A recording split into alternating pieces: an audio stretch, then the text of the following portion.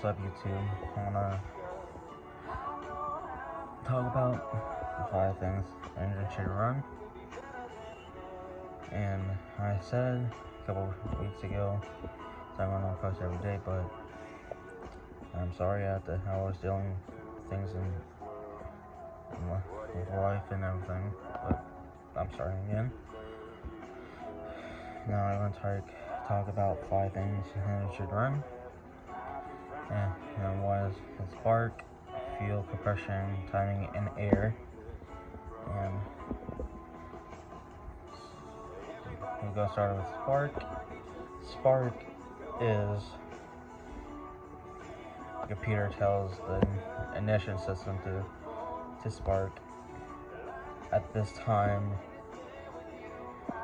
and spark out the correct timing, which cylinder to fire at, to not ignite the fuel, to spark at night, and spark whatever, same thing. And like a 4-cylinder is going to 1, 4, 2, 3. Like the V6 is go 1, 2, whatever, like 1, 2 or 1, 4 or whatever. Like V8 cylinder with 2 extra cylinders. Like V10 with extra 2 cylinders, 12 with extra 2 cylinders. But going with fuel. So there's a fuel pump and the fuel tank that controls the fuel. When you turn the key on to the accessory mode, you hear a hum that comes from the fuel tank underneath the car in the rear, and that's sends the fuel up to fuel rails to just help start the car, put fuel in cylinders, and spark the night set. And when you turn the key on to the accessory mode, the fuel pressure is supposed to be at 25 to 35 psi to start. If the fuel pressure is less, it means the car won't start or it takes longer to start. If the fuel pump or the fuel filter or the fuel injectors if the fuel injector is clogged, the fuel filter is clogged, the fuel pump is clogged, it will have trouble starting. And if it does start, it's gonna have trouble running.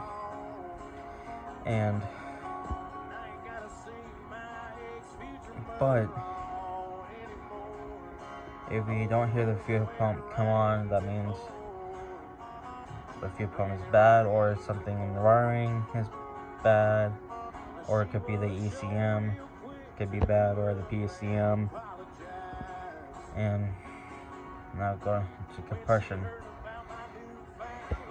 With compression, there's a compression stroke and exhaust stroke. And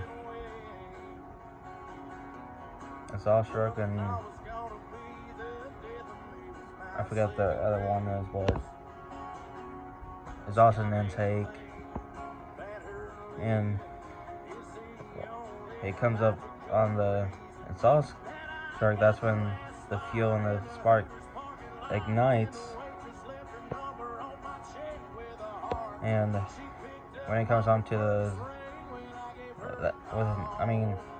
when it comes on the intake, that's when the fuel and the spark ignites in the cylinder.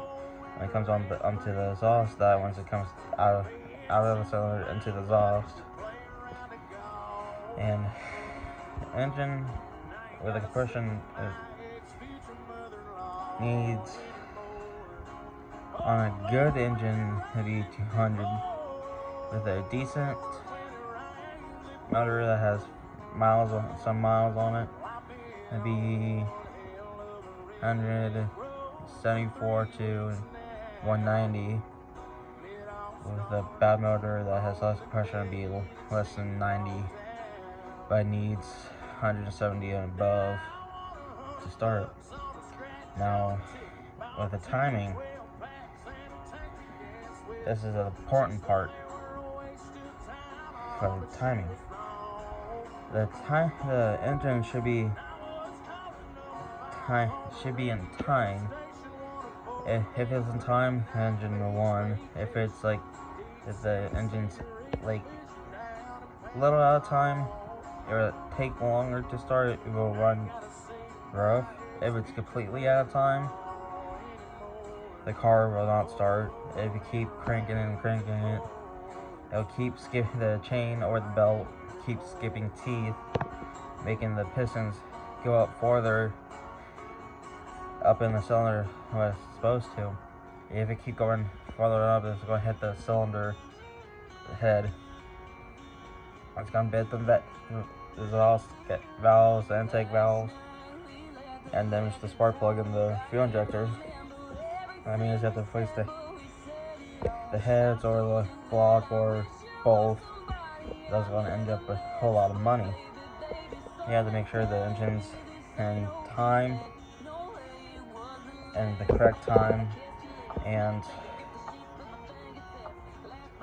but make sure it's in correct time and not going with, not fuel, air.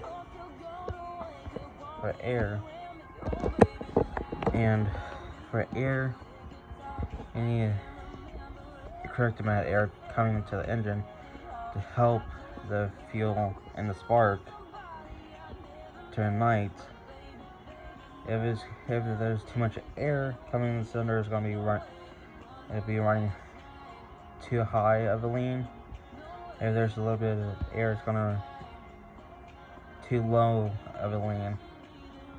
You need enough air to run properly.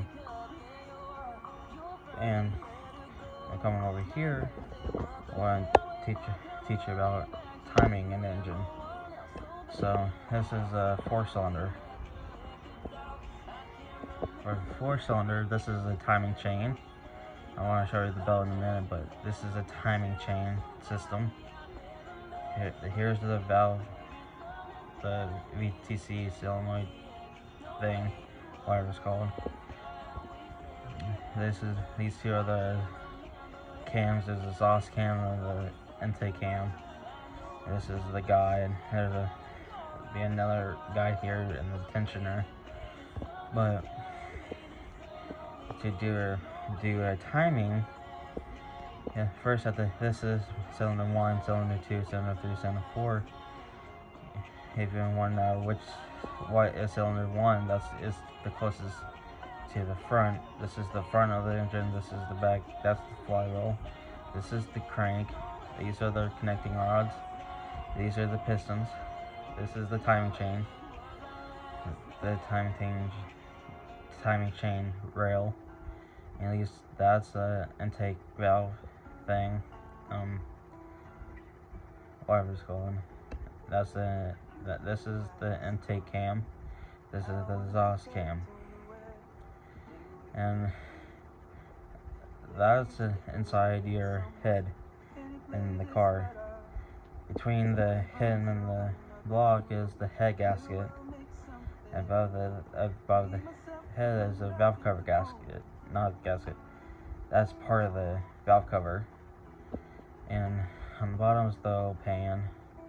In front here is like the timing cover, and all that is like AC, alternator, power steering, a couple pulleys in the belt. And back here is your flex plate. If it's automatic, it's a flex plate. If it's a manual, it's called a flywheel. Same thing, but they name it different for like in automatic and manual. But to time it, now let's get back to timing the engine. So before you take everything off, like they take off the old chain, you have to get cylinder 1 to top dead center, like number 1 cylinder. it's all the way to the top, and then you can take all the timing chain and guides and tensioner off, and how to make sure that the intake and the exhaust cams stay in line. If they fall out of place, get back in these two in line. On the phasers, there's a dot, and there's a dot on this side, a dot on that side, and there's a dot somewhere on the head. You have to get the dot on this phaser, line up on that dot on the head, get that phaser dot line up to the dot on the head. That's how you can set it up, and there's a special tool to hold those in. And down here, there's a dot on the crank right here, and there's a dot somewhere on the block here. Get that lined, and when you put the new chain on and the guide and the tensioner, and yeah,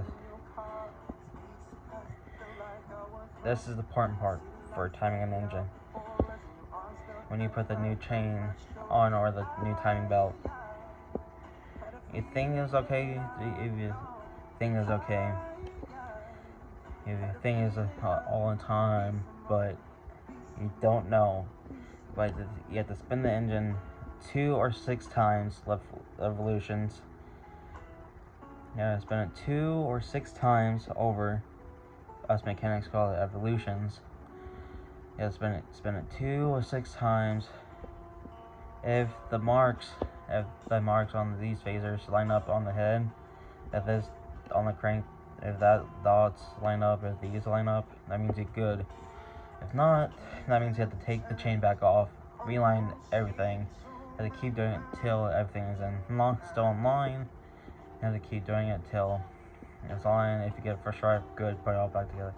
If not, you have to take the chain back off of the belt, get these two online, get that back in line. And for the timing belt,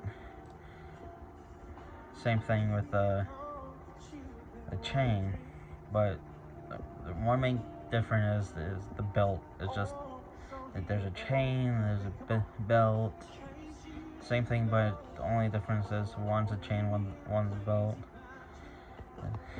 For timing belt is the same thing as timing chain. If we go to, let's go say we go timing a boxer, same thing as timing a regular 4-cylinder or 6-cylinder or 8-cylinder. But with this is a V8. Let's see, this one's kind of a little better, but no, actually, this is somewhat better. But there's, in the V8, there's 4 cams, 2 exhaust, 2 intake. This one and that one's exhaust cams. The 2 bottom ones are exhaust, and the 2 tops are intake. And the intake sits on top, and that pulley is called a crank pulley. And you can see better on the crankshaft, and you can see the rods and pistons. Actually, this is a V6, not a V8, but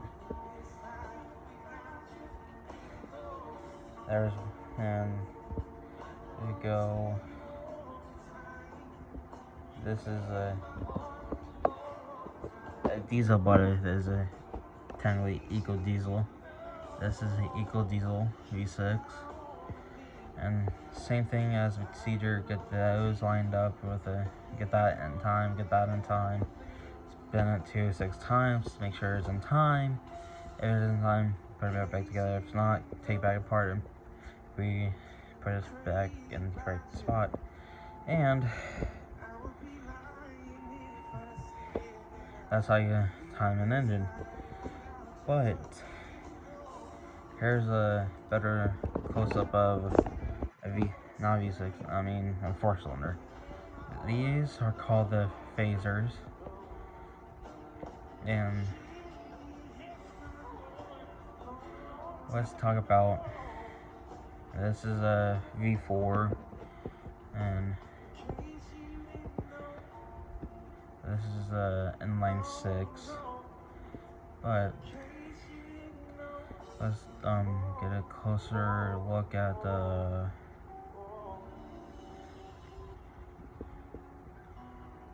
this is a K series 4-cylinder. That's not a K series. This is a K series motor, and the next video I'm going to talk about the differences of the key and the push button start cars, say what the difference is, how to do it and all. But in the next couple of videos I'm going to talk about how to rebuild a motor. We're going to talk about it, and who knows, and probably go a couple weeks or so, a couple months, I'm going to buy a car that needs a motor rebuild or motor. I'm going to show you guys how to do it with less tools and all. And then and here's an engine. It is a Ford engine. This is a 4.6, I believe, V8 or 5.4 Triton V8. Those two engines look identical. But in the next video, I'm going to talk about overheating issues, what causes it, how to fix it, how to diagnose it. It is technically next day I'm filming this at 2 o'clock in the morning, but I want to post this video in the morning, what time I get up, and I'm going to post this video, and I'm going to make a new one and talk about overheating, how to diagnose it, how to check, and how to repair it. But I hope you enjoyed this video, and hope you see you guys in the next one. Bye.